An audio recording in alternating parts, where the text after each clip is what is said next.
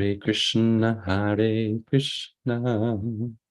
Krishna Krishna, Hare Hare, Hare Rama,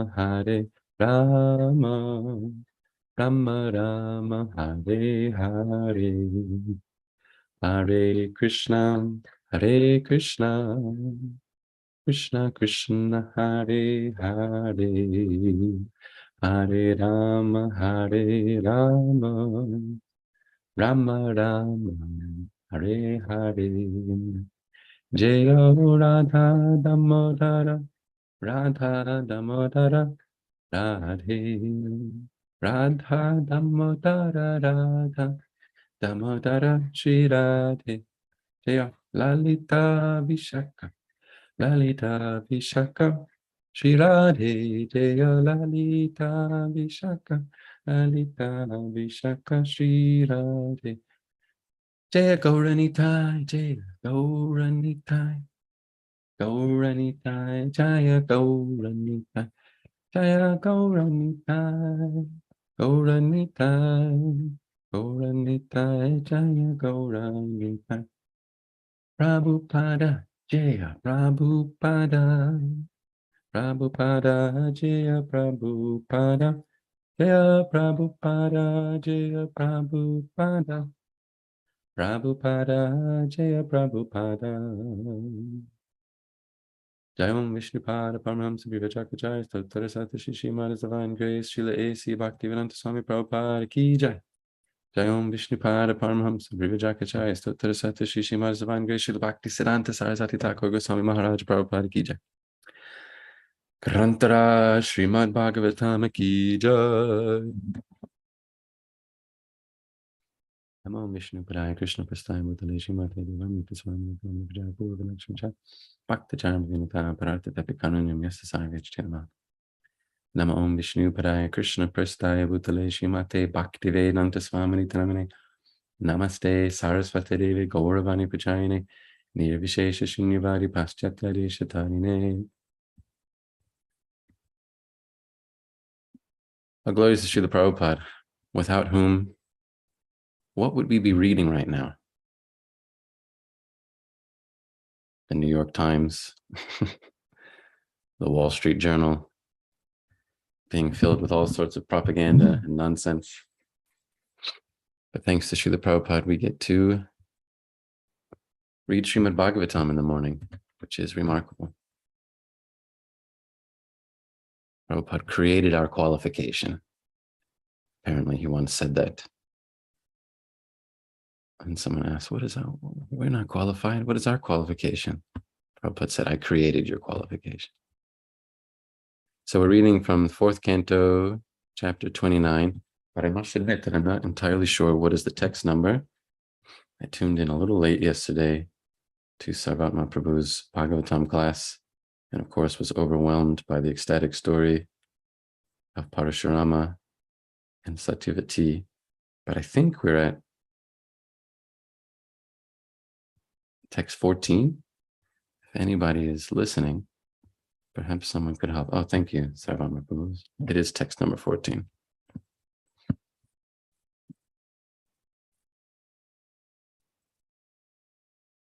Om Namo Bhagavate Vasudevaya. Om Namo Bhagavate Vasudevaya. Om Namo Bhagavate Vasudevaya. Srimad Bhagavatam, 4th Canto, chapter 29, talks between Narada and King Prachinabarhi, text number 14.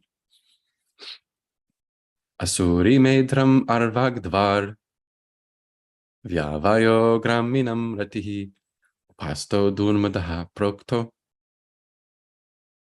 Niritir Guda Uchete.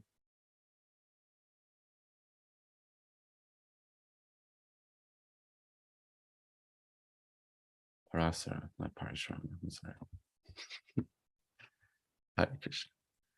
Asuri Medram Arvagdvar Vyavayo Graminam Ratihi Upasto Dhurmataha Prokto Niritir Guda Uchete. Asuri Medram Arvagdvar Vyavayo Graminam Rati Upasto Dhurmataha Prokto niritirguda uchyate.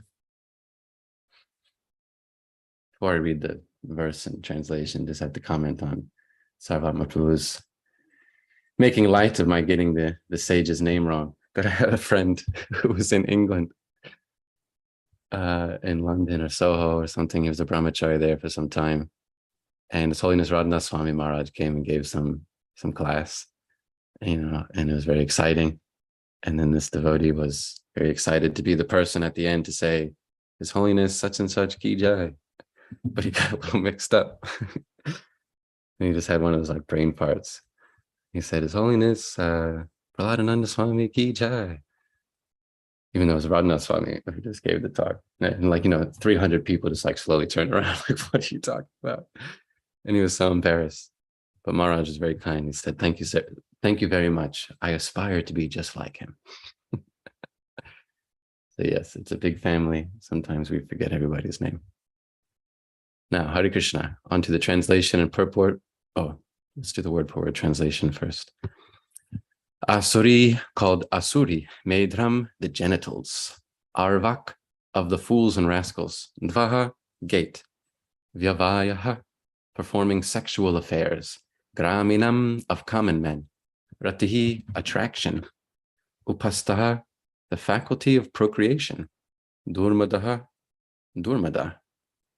Proktaha is called.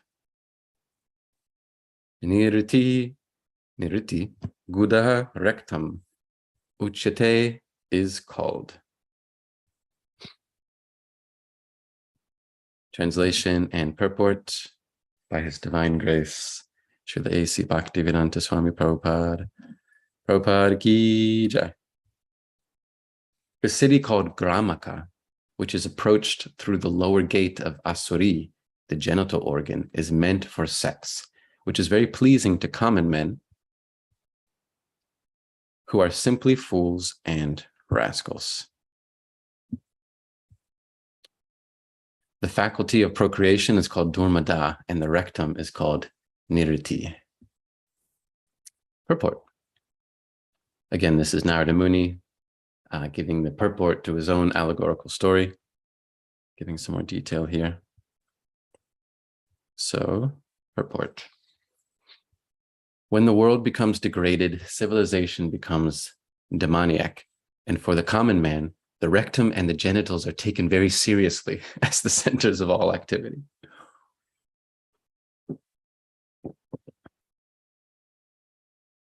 Hare Krishna, Prabhupada's so ahead of his time. Even in such a sacred place as Vrindavan, India, unintelligent men pass off this rectal and genital business as spiritual activity. Sorry. I just love the way Prabhupada delivers his constructive criticism, and rightfully so. There's few people who have the right to criticize, all men of this world, and Prabhupada is one of those few people, as demonstrated by his purity, and is demonstrated very significantly by his complete absence of sexual promiscuity during all of his fame in this world, which is a really significant accomplishment, apparently, because not many persons can be, a profoundly spiritual leader with many followers and power and influence and resist the urge to take advantage of your position for sexual gratification. I mean, that is the norm these days. It's cliche to even talk about the many, many examples of that. And yet, Srila Prabhupada, not even once, had anything that could be remotely construed as promiscuity. So it's a very significant accomplishment. And so therefore, he has the right to criticize here that unintelligent men, even in such a sacred place as Vrindavan, they pass off this rectal and genital business as spiritual activity. Wow. Such people are called sahajiya. According to their philosophy, through sexual indulgence, one can elevate oneself to the spiritual platform. I should try to get to the end of the purport before I get too excited to criticize. No, I can't make it that far. So there was this guy, maybe some of you remember, Adida.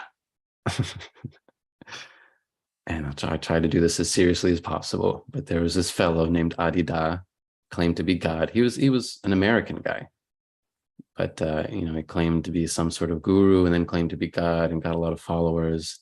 And I think they had some little island somewhere, for their weird things. And as his followers grew, he started producing children with his circle of 9 sannyasinis. And in that way tried to grow his cult. It didn't end well. Adida, the God man, just of course died, and he looked like a giant toad, which is significant because there was a person who approached a god brother of mine who was doing book distribution in New Zealand and showed a picture of Adida. I think he showed a picture of Adida, or was it Sly Baba? I think it was Adida, and said that this person is God. Adida, he is God. And he had this picture, and I wish I could show you the picture because it is not a very flattering image, to say the least. He was very overweight and very interesting male pattern balding going on. And so my god brother, he replied saying that all the descriptions in every religion of the world describes God as the most beautiful, as the most attractive and most beautiful person. And so he took the picture and held it up for this man in his face and said, "Does this look like the most beautiful person in the world to you?" Which objectively anyone could say that no, he would hardly be in the bottom 99%. He'd be very close to the bottom of the barrel. It was a really grotesque visage, to be honest. But he made a good business out of selling this philosophy. Prabhupada says, according to their philosophy, through sexual indulgence, one can elevate oneself to the spiritual platform. There were others who tried to promote this. Osho was a real character. The Orange People, they were called, I think. Was that Osho? I can't remember. It's not even worth remembering, to be honest. But there have been several groups who promoted this philosophy that through sexual indulgence, one can elevate oneself to the spiritual platform. And when you just let go of all of the restrictions that are holding you down, then you just let go of those restrictions, on sexual morality, and then you'll just naturally float up to the spiritual atmosphere or something. Somehow they justify it. Or maybe they don't really justify it. Maybe they're just joking to themselves and to others. Whatever.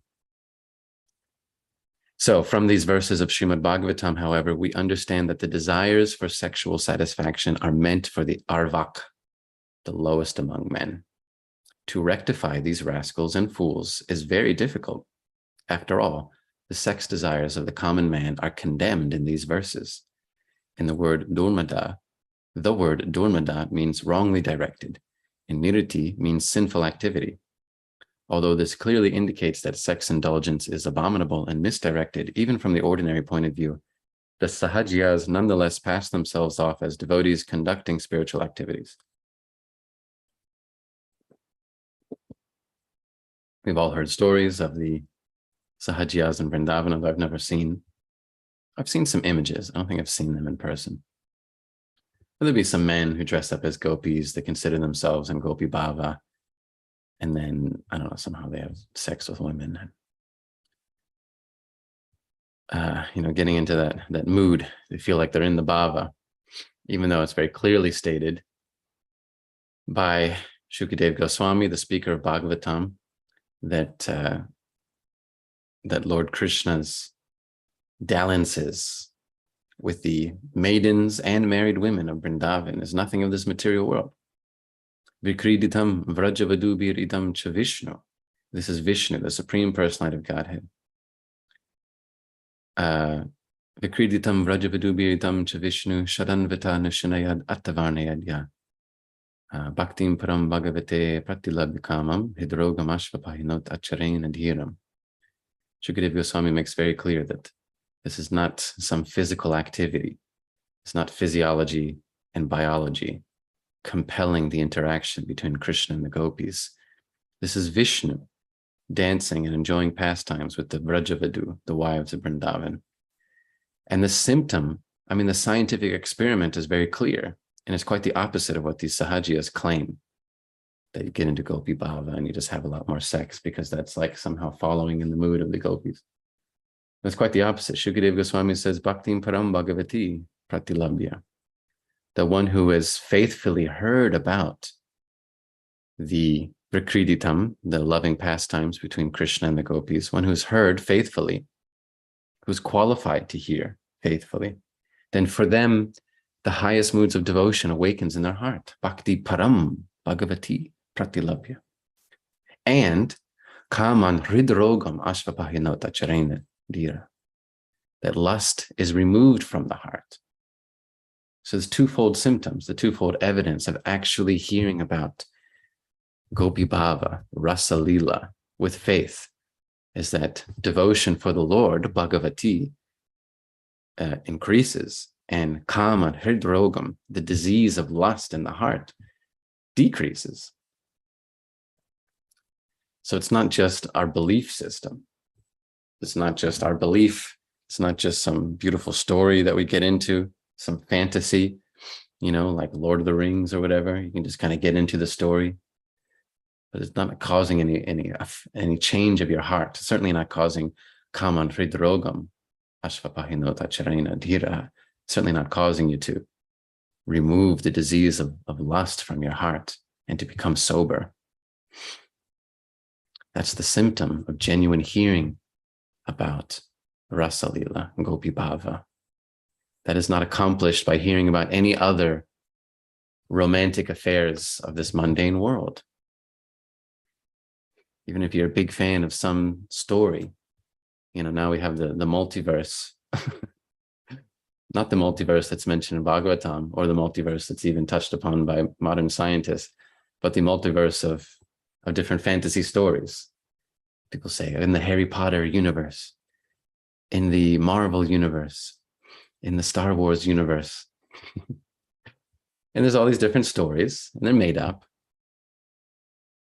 Maybe entertaining, but whatever stories of romance or love or whatever is there is only causing an increase of kama, lust in the heart.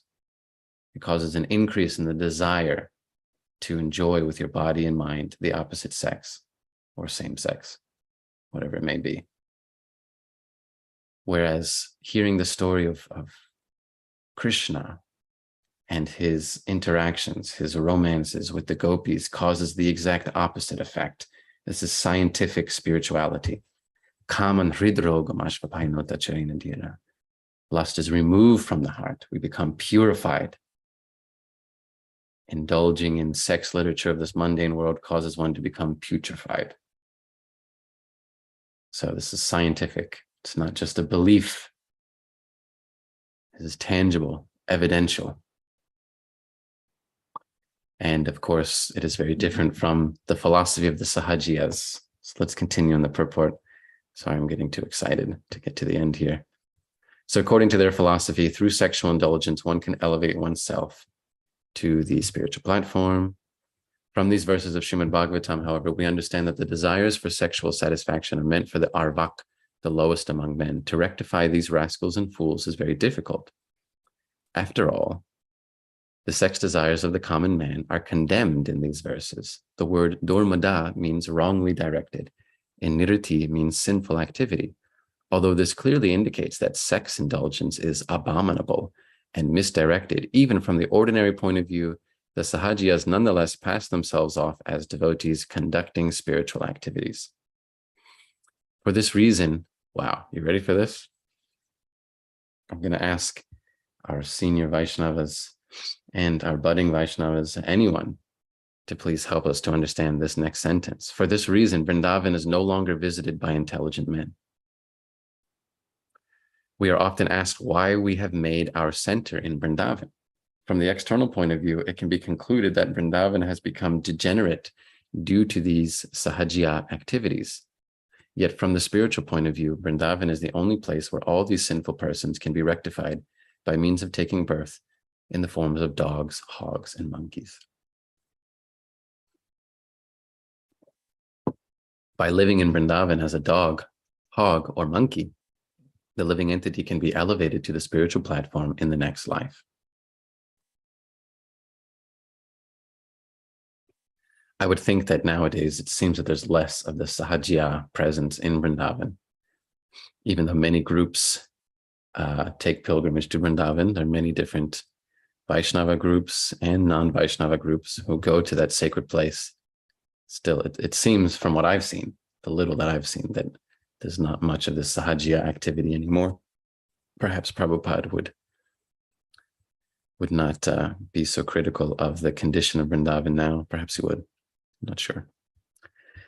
Anyway, that's the end of the purport. So, Om Gyana Timarandasya Gyananjana Shalakaya Chakshurun Militam Yena Tasmai Shri Gurave Namaha Shri Chaitanya Manobishtam Stapitam Yena Bhutale Swayam Rupa Kadamayam Tarati Swapadantikam Vandeham Shri Guru Shri Yuta Parakamalam Shri Gurun Vaishnavam Cha Shri Rupam Sagajatam Sahagana Raghunatam Vitam Tam Sajivam Sadvaitam Savadutam Parijana Sahitam Krishna Chaitanya Devam Shri Radha Krishna Paran Sahagana Lalita Shri Vishakam Vitam Cha He Krishna Karuna Sindhu Dinabandhu Jagatpate Gopesha Gopika Kanta Radha Kanta Namostute Tapta Kanchana Gaurangi Radhe Vrindavaneshwari Rishabhanu Sutta Devi Pranamami Hari Priye Vanchakapatarubhyascha Kripa Sindubhya Evacha Patitanam Pavanebhyo Vaishnavebhyo Namo Namaha Jaya Shri Krishna Chaitanya Prabhu Nityananda Shri Advaita Gadadhara Srivasadi Gaura Bhakta Hare Krishna, Krishna Krishna, Hare Hare, Hare Rama, Rama Rama, Hare Hare. So, talking about sex. It's a popular topic. Seems like most people are into it. Not just most people, most living entities.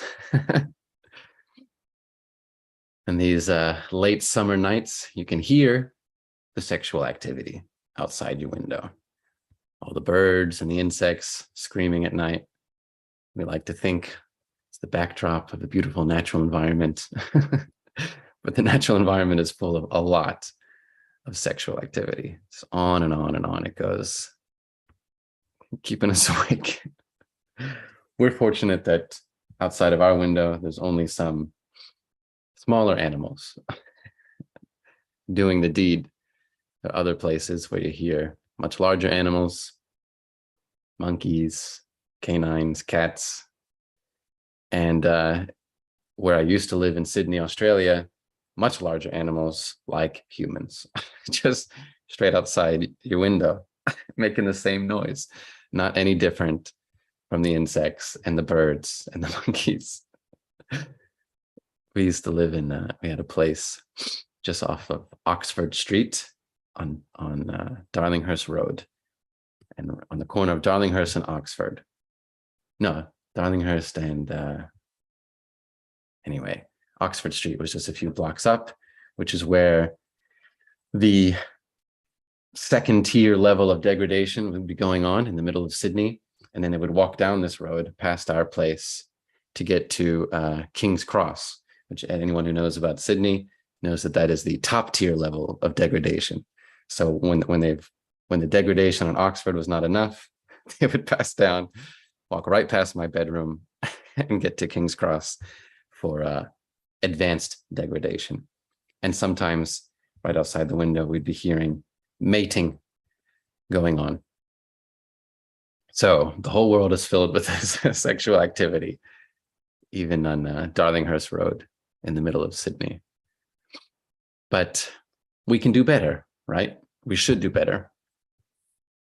We must recognize that sexual attraction is a problem. However, I'd like to give some perspective on the sex issue with some statements from Srila Prabhupada. It's one of many topics that I've taken some notes about. And it's 2022, so there has to be a little bit of controversy everywhere, including in the Bhagavatam class. So here's some statements about sex. Now, first of all, we should know, obviously, that the highest standard in relation to sexual activity is declared quite clearly by Krishna in the Bhagavad Gita, chapter 6, text number 13.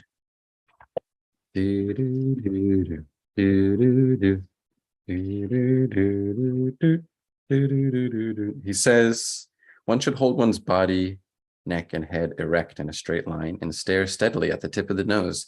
Thus, with an unagitated, subdued mind, devoid of fear, completely free from sex life, one should meditate upon me within the heart and make me the ultimate goal of life. Brahmacharya vrate stitaha. So it's pretty clear in all of our texts and all of our literature that the highest standard is simply have nothing to do with it. No sex whatsoever.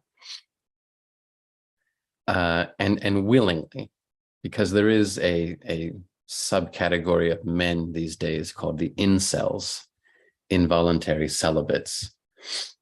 And they kind of cultivate this attitude of, well, unwilling celibacy. And it kind of compels them to promote extreme misogyny and hatred towards women as a class. They feel like, I have a right to sexual satisfaction, and the only reason I'm not getting it is because women are all fools, and they're horrible, and they're so stupid that they're going after men who actually have nice qualities instead of me. So there's this whole subcategory of men called incels, and it's so serious that even like the FBI and the government recognizes that as a symptom of someone who tends to act in violent ways. So we don't want to be like that when we're talking about the celibacy, brahmacharya vrate stitaha, that Krishna is describing here. It is a voluntary, recognizing that this is a problem. My body and my mind and my urge for sexual activity is a problem. So better I just completely avoid it. That's the highest standard. And it's demonstrated by some great souls. Atmaramo, what is that verse? Atmaramas chamuneye nigrantapya rukrame kurvanti hoitakim bhaktim itambuto ganohari. That some persons are actually self-satisfied, Atmarama, great munis and sages.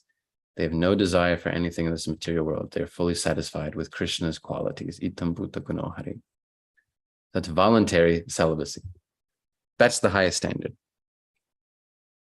Nobody has any doubts about that, right? But then there's other standards about sexual activity described by Krishna, by Srila Prabhupada. In chapter 7, text number 11, Krishna says, of course, let's whip out the book. Sometimes you just got to smell the pages, Actually, one time Gurudev said to us in our brahmachari ashram, you're brahmachari, you have an urge to touch something. He said, just touch the pages of Srimad Bhagavatam. Embrace it to your chest. Smell it. He's saying this will be our replacement for a woman. So in chapter 7, yeah. Text number 11. Of course, you all know the famous verse, Dharma viruddha bhuteshu kamosmi bharatarshapa. So this is the next standard, you could say, of sexual activity. Krishna says, I am sex-life, which is not contrary to religious principles. And what is that religious principle? Of course, procreation. As Prabhupada says quite clearly, sex life according to religious principles, dharma, should be for the propagation of children, not otherwise. The responsibility of parents is then to make their offspring Krishna conscious. So if we cannot be voluntarily celibate, brahmacharya vrate stitaha, then to engage in sexual activity for the procreation of children is a great standard. Krishna says, I am that. Kama asmi. Here's an interesting part, though. Prabhupada, because we need a little controversy, don't we? Prabhupada was permissive of the very common standard, which is sexual pleasure within marriage. So I'm going to use the word permissive. In the purport to Bhagavad Gita, chapter 3, text number 34, he says, for example, sex enjoyment is a necessity for the conditioned soul, and sex enjoyment is allowed under the license of marriage ties. In a letter to Roy Ram Prabhu, he says, in my philosophy, there is no abstinence from sex life, but Krishna consciousness should teach us that sex life is the cause of us becoming conditioned to the material nature. Therefore, advanced Krishna consciousness student should know it well that sex life also should be dovetailed with Krishna consciousness. Better to avoid it, if not possible, to have it in regulated married life. In another letter to Satsvarupa, at that point Satsvarupa Prabhu, now Satsvarupa Das Goswami, I understand that sometimes you feel sex urges and frustration. In the material world, sex urge is the binding force for material existence. A determined person tolerates such sex urges as one tolerates the itching sensation of eczema. Not very romantic perspective from Srila Prabhupada. It's like eczema, skin disease, right? What is it that Prahlad Maharaj says? Like scratching an itch. Nunam pramata kurute vikarma yanindriya prityapi. No, that's Rishabdev. Who can remember the verse that I'm referring to? That is like an itch that you scratch until blood comes. So not a very romantic perspective from the sannyasis, from His Divine Grace. He says, a determined person tolerates such sex urges as one tolerates the itching sensation of eczema. If not, one can satisfy the sex urge by legitimate marriage. Immoral sex life and spiritual advancement are incompatible proposition. So, it is a powerful energy, and for many, the binding force of this material world. And so we should not take it lightly. We should consider how to be carefully controlling the sexual energy. Ideally, voluntary celibacy. Brahmachari vrate stitaha, Krishna says. That's the ideal. And if we're unable to do that, then there is a way to do it within Dharma. Krishna says that is also me. It's a service to Krishna. I have personal experience twice. It's a powerful Krishna consciousness experience, actually.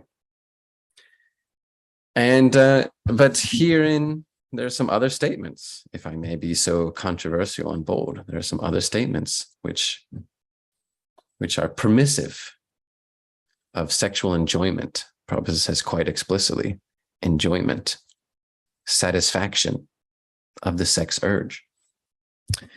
Now, I know that I'm just a garden variety member of ISKCON. I'm just a standard card holder. I do not have any sway over anyone, but I think that we would do well in this year of our Lord 2022 to be lenient towards those devotees who are obviously enjoying sexual activity within marriage, and to make that more normalized, while always promoting and encouraging and focusing on the highest standard. We should always preach the highest standard if we are qualified to do so. Of course, we don't want to be hypocritical, but to the best of our ability, we should always preach the highest standard of spiritual activity, because the lower standard happens automatically. We don't really need to encourage the lower standards of devotional activity. It happens automatically.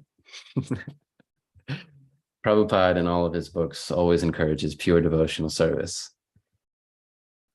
It's interesting to note that in his books, he doesn't need to make a lot of compromise. Although in this one purport, it is actually a purport in Bhagavad Gita, where he says sex enjoyment is a necessity for the conditioned soul, and sex enjoyment is allowed under the license of marriage ties. So it's kind of unusual, because generally in all of his books, Prabhupada is always just highest standard of everything, pure devotional service. We see in other places, in conversation with individuals, in letters to individuals, we see Prabhupada was often lenient with an individual, but he made quite clear what is the highest standard. And so we should follow Prabhupada's example and always encourage the highest standard. If you can do without sex life, that's the best. If you can just avoid it for one lifetime, that's obviously the best. For going back home, back to Godhead, generally, so that you can focus on devotional service. However, there are some instances where persons should not be trying to do that. And sometimes they act out in very dangerous and destructive ways. And that should be avoided. And therefore, we should encourage, well, I shouldn't say we should encourage, we should be permissive and accepting of those who, feeling the need to enjoy sexual activity, do so within marriage. Because, Kali Yuga is not getting any better anytime soon. And the fact of the matter is, if I may be so bold to express my own personal opinion here, the fact of the matter is that the damage caused by persons who are trying to, how should I put it? Trying to be precise with my wording here. The damage caused by those who have position within society, but who are unable to maintain their brahmachari vrate stitaha is so great. And the damage caused, the delay in your spiritual life caused by persons who enjoy sexual activity within marriage is very little in comparison to the destruction caused by persons who perhaps had taken vows of sannyas, but then act out in some sexual way. That's very destructive. And if we have a culture within our communities of acceptance of those who need sexual satisfaction within marriage ties, then there would be less of that damage caused by persons who are really unable to maintain a vow of celibacy. That's my opinion. We have examples within our own community of that unfortunate situation. And of course, there's no shortage of examples within other communities, other religious groups of the world. So I guess my appeal, my own personal opinion, is that let's also keep in mind, although we like to get excited and get real pumped up and really condemn someone who's struggling sexually, but there are statements from His divine grace which are quite permissive, and we should be similarly compassionate. That's my opinion. But still, let us always keep in mind the highest standard. That's what legitimizes all of this. This is my attempt to legitimize myself as well. Just always promote the highest standard. Here, Srila Prabhupada is quite clearly saying that the rectum and genital business is for the lowest class of men, arvak. The desire for sexual satisfaction is meant for the lowest of people. It is not the purpose of the human form of life. The human form of life can do a lot better than the animals and the insects that we hear outside of our own windows, making noise all night in the summertime. We can do better than that. We can do a lot better. And we accomplish that by hearing and chanting about Krishna, particularly Prakriditam Vrajavadubhir Itam Cha Vishnu Sharanvita Anashunayad Atavarni. When we hear with faith, then Bhakti Param Bhagavati Pratilabhya, that pure devotion, the highest level of devotion, arises in the heart, and Kama Hridrogam Ashvapahino Tacharena Dira. And that lusty desire is the disease of lusty desire. It within the heart is removed. It's cut out. It's forced out by the Bhakti Param, the highest moods of devotion. So that's our potential with our human form of life, with our great fortune to be in the association of devotees. That is our potential to end the kama disease. So we should always promote that.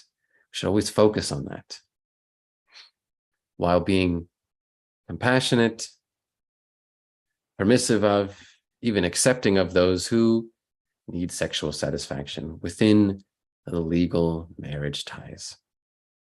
But that is not the highest.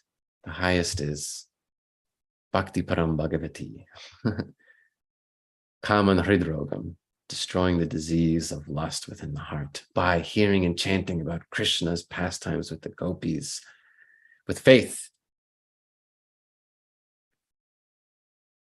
So who has that faith? Those who are hearing from Srila Prabhupada. They have that faith. So we're all very, very fortunate. We have that Shraddha because we hear from Srila Prabhupada. So easy for us. Prabhupada made it so easy. So easy that we might take it for granted. So let's not be like that. All right, so there's all my controversial statements for the day. I guess I should finish there and ask if the devotees would like to say anything in regards to any of the interesting statements in Prabhupada's purport, or if you'd like to disagree with my interpretation of Prabhupada's statements in letters about sex. I'm open to being educated and chastised and corrected. If there are no comments from anyone, then I will just quote some other fun verses just for our entertainment. I have not exactly a question. The word narakam is utilized in this verse, right? Means hell. Narakam in text number 14, Prabhu? 15. Oh, we were reading text number 14 this morning, chapter 29. Oh, I'm sorry. All right. But there's plenty to discuss. If you'd like to discuss the word narakam, we can. No. It's related. I'll save it for tomorrow. Hare Krishna. Oh, well, then I'm missing out. Okay, I'll have to tune in tomorrow to hear what you say about narakam. So, Hare Krishna. I have something, maybe. Hare Krishna, Prabhu. Yes, please. Would you agree that celibacy is the greatest austerity? Krishna mentions that in the Gita. However, it's not the greatest achievement. And perhaps that's the problem, one of the misinformations that we have in this movement, that we consider celibacy as the greatest achievement instead of being love of Krishna. Can you expand on that, please? Yeah, thank you for that perspective. Certainly when I was a younger brahmachari, as a young man, I was like 18, 19, I was like, yeah, celibate for life, and just like looking down upon anybody. Although hardly just a few months ago, I was just in the pits of this narakam that we'll hear about tomorrow. So as a young man, I certainly thought that celibacy was the goal and felt really proud of myself. And of course, couldn't stick to it for long. Well, did a couple of years, a little more than average. But, it's our human condition that we want to judge others. We want to feel better than others. And we think that, I think a lot of our problems that okay, I'm just going to put it out there. And if I get struck by a lightning bolt, so be it. I think a lot of our issue, something that we can improve in our ISKCON community is addressing this attitude of like advancement in Krishna consciousness by default. Like I'm advanced just because I'm senior to somebody else. We're always kind of like making that a big deal, even though it's not really explicitly stated in a lot of our scriptures, jockeying for position and having some seniority on account of some superficial things like your age or, what color your cloth is or something. In almost all places of our scripture, we see that a person is described as being advanced in Krishna consciousness according to their merits, their qualities, in almost all places of the scripture. Qualities are listed by Krishna himself. They're listed in Bhagavatam in so many places. There's very little being said about, like how old you are or what color cloth you're wearing. Although Lord Chaitanya did recognize the authority of someone who is a renunciate, sannyas, but also recognize that sometimes there's hypocrisy there, that they're not really very renounced, although wearing the cloth. So I think it's just our human condition that we're always trying to be better than somebody. And we see that as one way to be better. Some persons, they get really attached to their celibacy, thinking that that's the goal, and it makes them sort of superior to others or qualified by default. But as I mentioned on Radhashtami, there are no celibates in Goloka Vrindavan. There are no renunciates in Goloka Vrindavan. It's all families. I've got another great quote from Srila Prabhupada where he says, Krishna is a family man. And to become part of Krishna's family is our goal. Let's see if I can find it quickly. Yes, Prabhupada wrote in a letter to James Doody, July 10th, 1969, our Krishna is a great family personality. Krishna is never a mendicant. Which I find confusing because he was for a brief time in the ashram of his guru, Sandipani Muni, right? Am I getting names confused again? Anyway, generally speaking, Krishna is never a mendicant, and our ambition is to enter into Krishna's family and to associate with him personally. So to marry and to become an exemplary householder is the ideal life of Krishna consciousness. There you go, straight from his divine grace. I think celibacy is wonderful. I think it's really great for most people, especially most young men, to have some time as brahmachari. And it's certainly helped me to get on the straight and narrow. But we have to temper that with the understanding that it's certainly not the goal. The goal is pure love of Godhead. So that's my perspective, my response to you. I'm sure you know that better than me, Sarvatma Prabhu. But thanks for giving me the opportunity to say something. Do you have anything you'd like to add to that?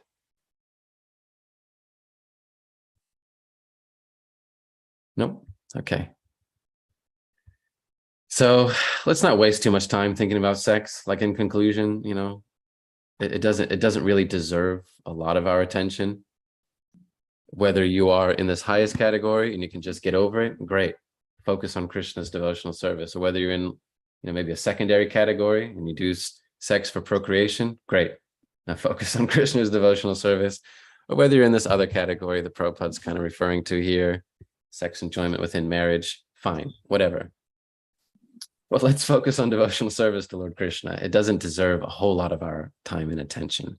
But it is difficult, Prabhu. You have to admit that avoiding thinking, meditating, ruminating, acting on sex desire seems to be the problem of every living entity in the material world, whether it is in its gross or subtle form. So I cannot, just because you are an advanced Vaishnava as yourself, you can't dismiss it. Everybody is struggling, whether it is an insect or Lord Brahma. Everybody's struggling with sex desire. That's why it's considered the highest austerity. However, as you mentioned appropriately, is not the goal. Pure love of Krishna is the goal, but everybody is struggling with it. So can you give us some, being an exemplary householder yourself, can you give us some tips of how to avoid falling into this pitfall that every living entity seems to be bound by? Yes, everyone is struggling with sexual attraction, including myself. I'm not sure what you've been drinking this morning, Prabhu, but it's definitely myself too. I appreciate you're always so encouraging to me, but I'm definitely struggling also.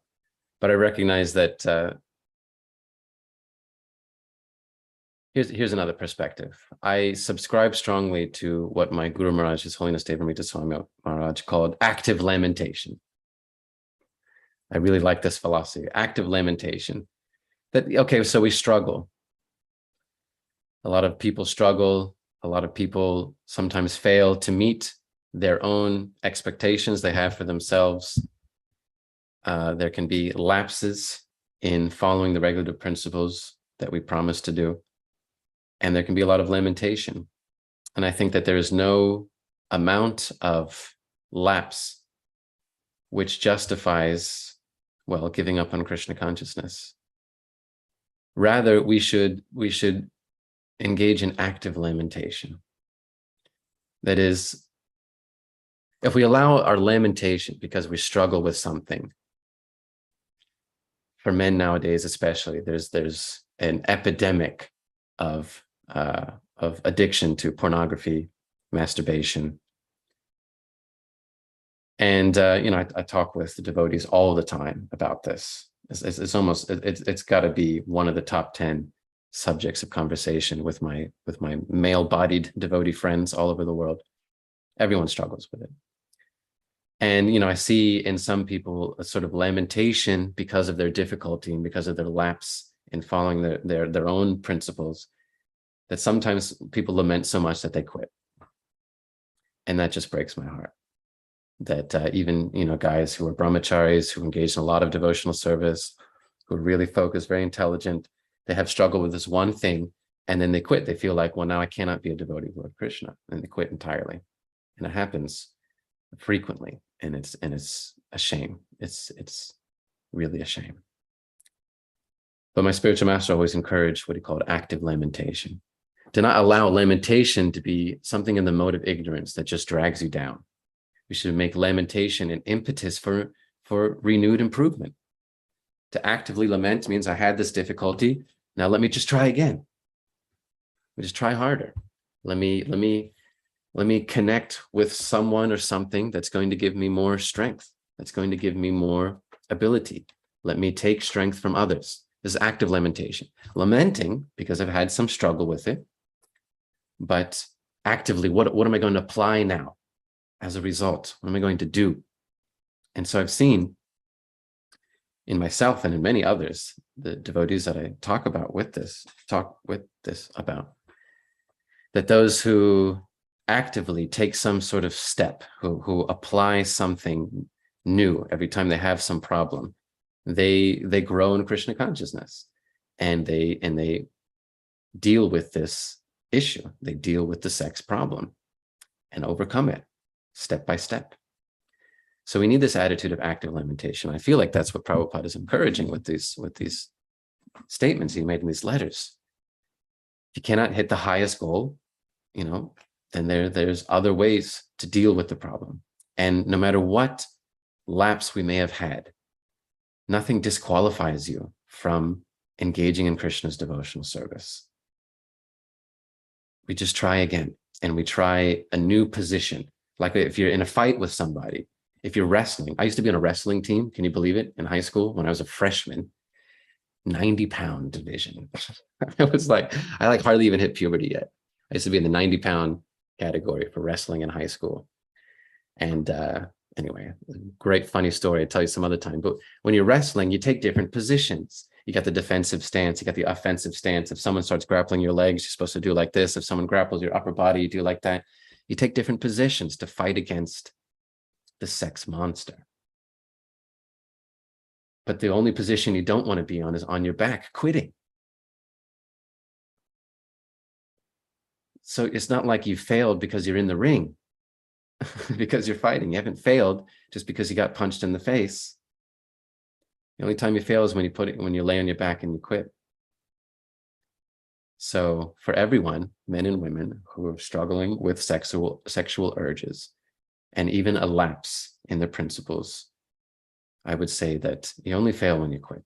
Active lamentation means let's try another position, try another attack, try a new service you add to your repertoire, try a new sangha for hearing and chanting, try a new way to indulge your heart in Krishna consciousness. You take a different stance to fight against it. It's only when we just lay on our back that you've actually lost.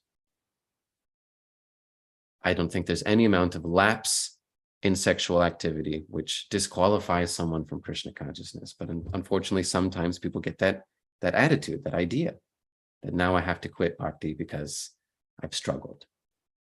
I don't see that statement anywhere in our scripture. So that's my statement. I hope it is encouraging to some. And if you disagree with me, then again, I hope to hear some. I'm always open to be educated and to learn newer and richer perspectives on these issues. But that's my perspective. I take a very liberal stance, obviously. Is that better, Sarvat Mahaprabhu? Have I satisfied your We always learn from you. So yes, thank you. Hare Krishna. Thank you for giving me the opportunity to share my perspective on some things. I hope that perspective is chaste to Guru and Gauranga as best as possible. Hare Krishna. Thank you everyone for tuning in. Grantaraj Srimad Bhagavatam ki jai, Srila Prabhupada ki jai, Shri Shri Radha Damodar ki jai, Shri Shri Kitanagari Dham ki jai, Gaur Premanandi Hari Hari Bo.